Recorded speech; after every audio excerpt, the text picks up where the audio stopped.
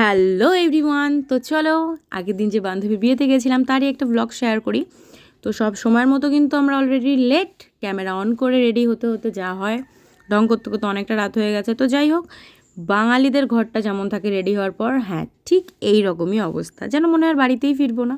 তো অনেকটা রাত হয়ে গিয়েছিলো, তো বেরিয়ে পড়েছি। কিছুক্ষণ দাঁড়িয়ে থাকার পর টোটো ধরে পৌঁছে গেলাম বিয়ে বাড়িতে।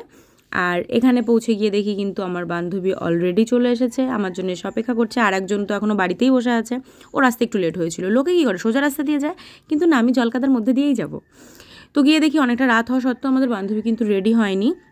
আমরা সেই সুযোগটা হাতছাড়া না করে ফটো ভিডিও কন্টিনিউ অনেকক্ষণ তুললাম দুজন মিলে। তারপর কিছু স্টার্টার অপশান ট্রাই করতে করতে আমাদের কেশবতী কন্যার কেশ খুলে গেল। আর এখানের এই কাজটাকে ও কী করলো, আয়না হিসেবে ব্যবহার করে নিল। তাই কি ট্যালেন্ট থাকা চাই। তো চলো, এই সমস্ত করতে করতে কিন্তু বান্ধবী আমাদের রেডি হয়ে চলে এসেছে। আর ওকে তো ভীষণই মিষ্টি লাগছিল দেখতে। তো আমরা গিফটটা দিয়ে দেওয়ার পর এখানে বসে বসে আমার আরেক বান্ধবীর জন্য আমরা অপেক্ষা করছি। আর বসে কি আমরা চুপ তো থাকতে পারি না, ফটো ভিডিও গল্প, যাই হোক অনেকটা মজা করে সময়টা কাটিয়েছি। কিন্তু আমাদের যেহেতু বাড়িতে ফিরতে হবে, লেট হয়ে যাচ্ছিলো, তাই আমরা এখানে খেতে বসে গেছিলাম। নাহলে ওর জন্য আমরা অনেকক্ষণ অপেক্ষা করেছিলাম। তো আমাদের প্লেটে যেই লেবুটা দিল, এ কী করে গন্ধটা পেয়ে গেল, টুক করে চলে আসলো। তো যাই হোক, মানে আমরা খেতে খেতে ও চলে এসেছিলো ওই সময়। আর যতটা রাতই হোক না কেন, আমরা 1 ঘন্টা ধরে ফটো ভিডিও করবো না, এটা হতে পারে না। তো খেয়ে ওঠার পর আমরা চলে গেলাম একটু আইসক্রিমে ছোবল দিতে। তো আইসক্রিমটা খেতে খেতে দেখলাম বান্ধবীর বরের এন্ট্রি হয়ে গেল।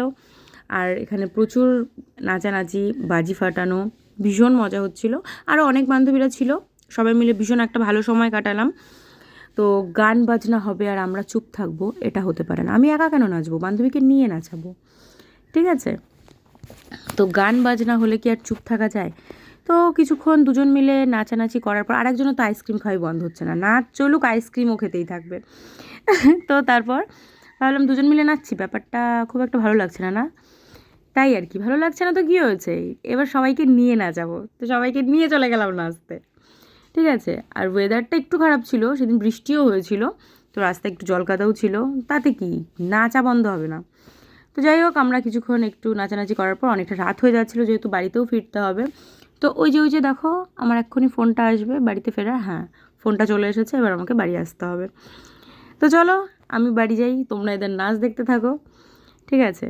তো আজকের ভিডিওটা এই পর্যন্তই। ভিডিওটা কেমন লাগলো অবশ্যই লাইক কমেন্ট করে জানিও। দেখা হচ্ছে নেক্সট ভিডিওতে। তো চলো, আরে চলে যেও না, দাঁড়াও, এই যে কী সুন্দর নাচছে, এদের নাচটা দেখে যাও। Tata, by.